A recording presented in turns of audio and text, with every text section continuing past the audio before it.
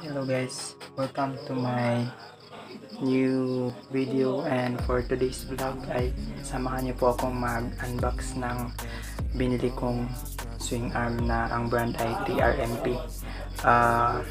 Nabili ko po ito sa Shopee sa halagang 2,800 plus. Hindi pa kasali ang shipping fee doon. Yung buong nabayaran ko po ay nasa 3,100 plus, pero ang price talaga ng item to ay 2,800. Yung variant na plus 2 yung pinili ko na bilhin.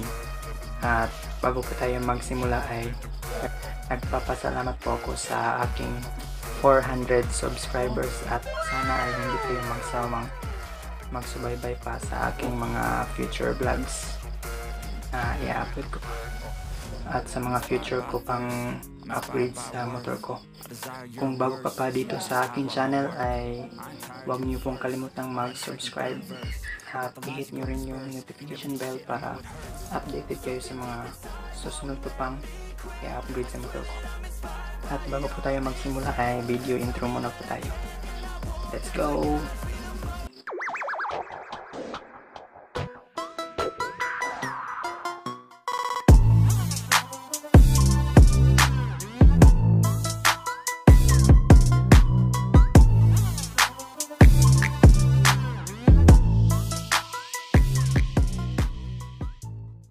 So, ito na po tayo. Magsisimula po tayo mag-unbox sa swing arm na binili ko. Ita-timelapse lang natin na yung pag-unbox.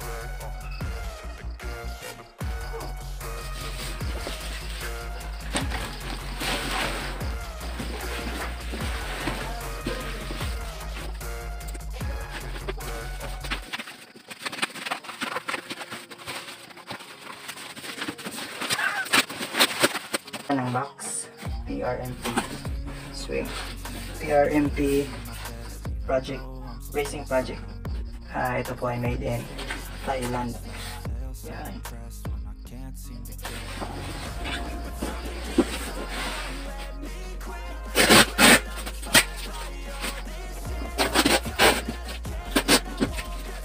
Actually, maayos naman po yung pagkabalot, may naka-bubble wrap pa. Okay lang yung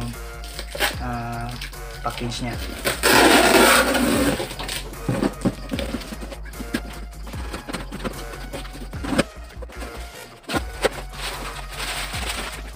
Free sticker. Meron po siyang free sticker.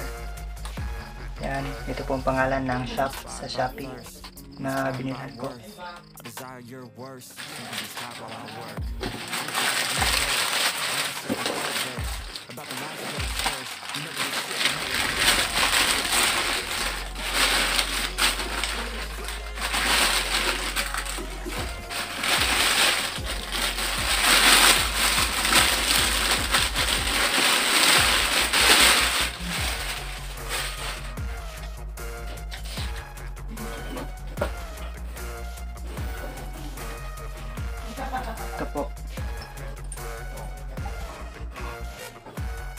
Ito po ang kanyang itsura. Maganda po siya.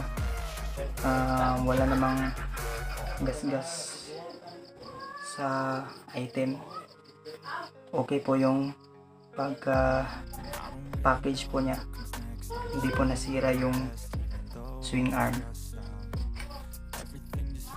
Good job po, Shopee Express. So for review guys, ay maganda po yung pagkagawa niya. Kung titingnan nyo yung pagka-welding, malinis. Tapos dito sa baba, lighten po yung nasa gitna. Ang maganda po dito ay may butas siya sa baba para kung sakaling may tubig na papasok dito sa gitna ay lalabas din sa baba. So meron na po siyang bushing Hindi na po kayo magpo-problemang maghanap pa ng bushing kasi meron ng bushing isa. Yan. So overall ay napakaganda po ng swing arm. Sana po ay quality po talaga ang item na to. So that's all for this vlog at see you for the next vlog na gagawin ko pa ay kasi bibili pa ako ng parts, ibang parts bago i-install po natin ito.